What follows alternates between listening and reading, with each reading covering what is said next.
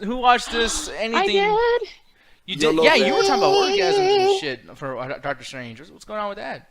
Massive orgasm in the theater, you know. She was on the D-box. No, Somebody had to clean up seats. Jesus. I'm sure. No, it was fucking amazing. Like, I saw it in IMAX, so it's like it just blew my fucking mind. Did man. you go in there intoxicated any way at all? You need a little smoker no, chair? actually. Smoker? Imagine. I got tripped out when watching it. No, it wasn't even high. Exactly, Ellie. Exactly. Yeah. Yeah. See, that's the thing. Is that all it has? Because I've seen like so many different reports. People like just. The characters are good. The writing's good. The only thing for me, like the villain, is kind of. Yep. That's the only place it really drops the ball. The script is really good, but it's one of these. It's the first time in a long time where like I would sell this movie on saying it's like no, like the special effects are fucking amazing. Like that's why you need to see this. Like it has like some moments like you never get bored because the dialogue is so good, but it's like in retrospect thinking back, I was like, like there's certain characters they could have had more oomph to them, but I don't want to spoil anything, but they set up a lot of really good stuff with the movie and they have a lot of nice like winks and nods without fucking hitting you in the face. No, I'm gonna ask both of y'all, Adrian and Julian.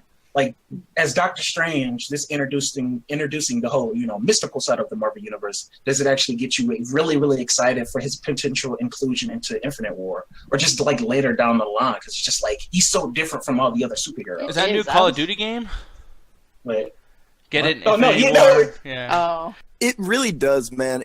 That movie delivered everything I wanted from like a Green Lantern movie. That's what I was thinking about. I was like, DC must be so pissed watching this. Like, this is a Green Lantern movie almost. It's so nice. So nice. And yeah, it was just, I don't know, like it felt really fresh and like it was some sort of powers that like, we're not familiar with in this universe and they made it fit in this world. That's the thing that this movie really achieves. Like the whole time they're looking at you and they're like, things won't make sense and that's okay. And they get that across in a way where they're not bullshitting. Okay. All right. So, no, I see. Like, just not for the sake, like, like we don't, like, you can't, like, if we tried to put science on it, it'll make it sound stupid. And, like, they know that. And it's just like, it's just better left unsaid. So, yeah, exactly. It's such a solid movie. I mean, It is. it's definitely like one of my favorite Marvel movies now. Damn, it's really? It's so different. It's really unique, and I just like the visual effects. Yes, I mean, like what they guys said in their review, Double Toasted, that it's basically like Inception's times like 10. It's ridiculous, and IMAX. You have to see it in IMAX. The thing is, Definitely. the special effects in this movie are so abstract and they're so absurd that there's no, like, you don't need any preconceptions before they do it. So, like, they can just do some crazy shit without it being precedented, and it makes sense, and it makes it badass. Mm-hmm. Yeah. Definitely. I don't know, man. I'm sold on it, honestly, but I'm just afraid because, like, here's the thing, man. Cargill, I love him. He was one of my favorite guys from Spill. I don't like the way he does movies. I did not like Sinister or Sinister 2. I didn't either. But, I mean, that's horror, though. So I like the first Sinister, but, yeah.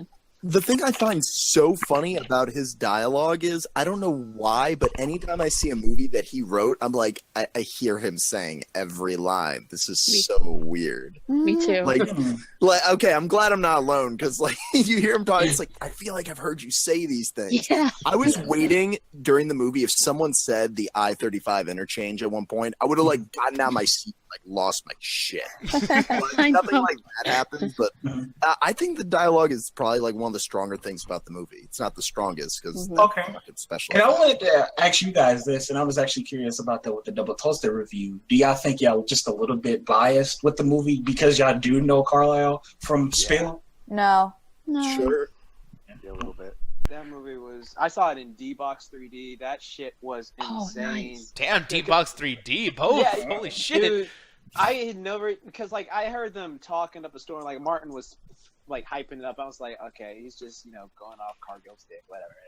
I know this. And then like as soon as it got to the thing where she fucking one punched him into like another dimension, I was like, holy shit! And then the chairs like they really start going, and then like I was just like, what the fuck is going? Oh my god! Like I grabbed on my friend next to me because I was like, dude, what the hell? Because it's like 3D, and it was just I can only imagine if IMAX is D-box chairs because it was insane. But yeah, I really did enjoy that film.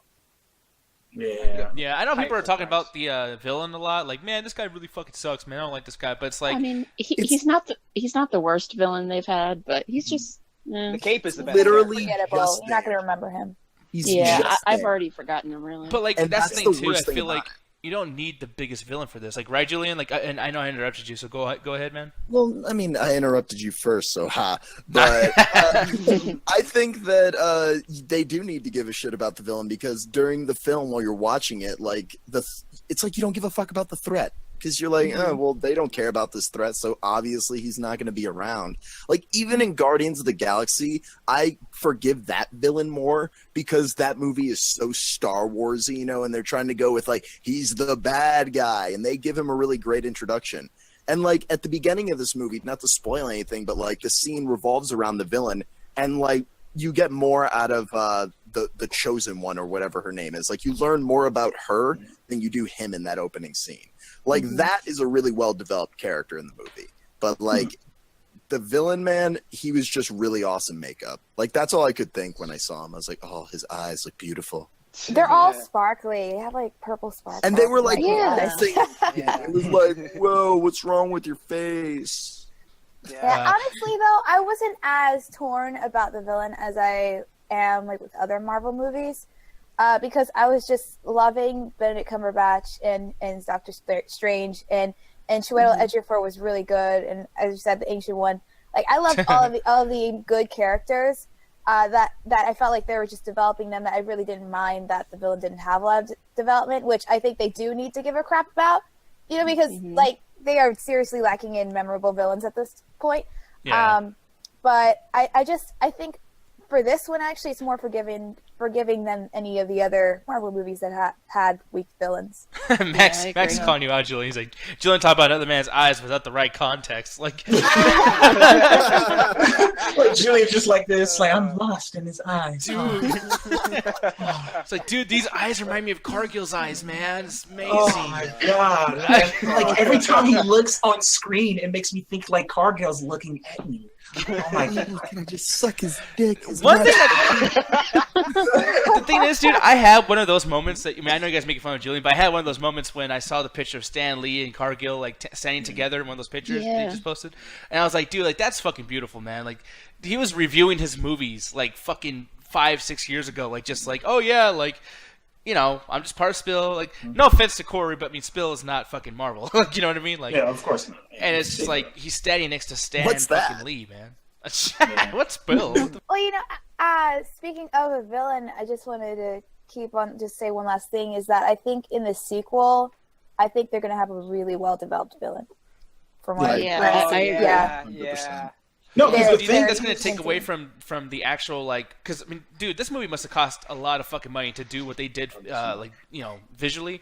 And, I mean, the one thing that's going to bring up over here really quick, too, is that this only made about $86 billion in the box office, which I guess, is that a good thing or a bad thing? I wish Justin was in here, because I know he cares more about this kind of stuff. That's worldwide, worldwide, yeah, and worldwide. that's before it was released here. Yeah, So I mean, think. Sorry, I think No, last you night go. last night it made like at least 30-something million. Oh, So it's okay. probably going to be about 80-90 million, I'm guessing, over the weekend. Justin, I was going to ask you though, man, because the story over here, you know, they made $86 million, and like I guess like that was worldwide before this came out over here domestically. But I was going to ask you, like, were you expecting that? Because I wasn't. I was expecting this to be like 110 million, like something up there with like, you know, Civil War. Or I said Silver Will, dumbass. well, I think you were saying like Civil War made a lot more money its opening weekend, and you're wondering kind of like why didn't Doctor Strange? I mean, Well, it's simply because that Civil War has the what would you say, the legacy of all these characters have introduced, like, you know, Captain America and Iron Man, all those stuff. So it's got more of that background, where Doctor Strange is a new character. So even though people like Benedict Cumberbatch, even though people like this cast and the trailers look great, it's still a new movie, so people might be apprehensive at first. You know, it's like, oh, well, I don't know who Doctor Strange is. I've never read any comics, because really, no one here. Who here has read a Doctor Strange comic before? Yeah. Right. Yeah, Not me. I never read No. that shit. Well, I Yeah, gotta exactly. say, like, the reason I read it was because, like, I'll say this for the movie as well. It made me go back and rewatch Spider-Man, the anime series from the '90s, because there was an episode where he met Doctor Strange in that, and then he actually fought Baron Mordo and all those people and all that jazz. So I thought that was great. But yeah, I did check it out. Okay.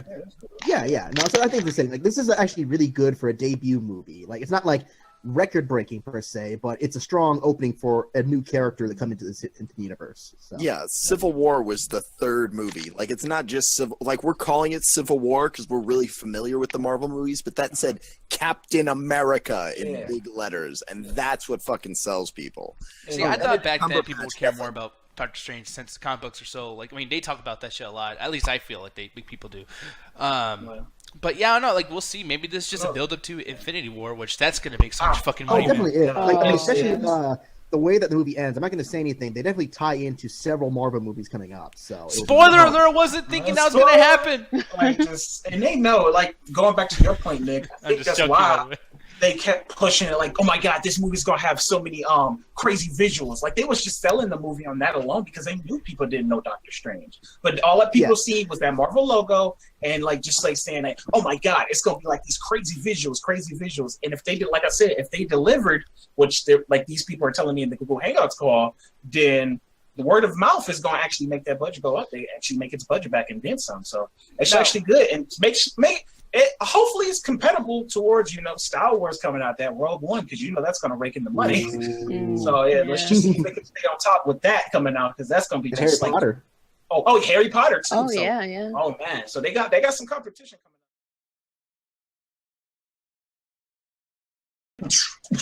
The fuck? Go ahead. This is bad. Julian, can I get one out of you, man? Oh God, Jesus. I'm strange, and I don't like it. I'm good.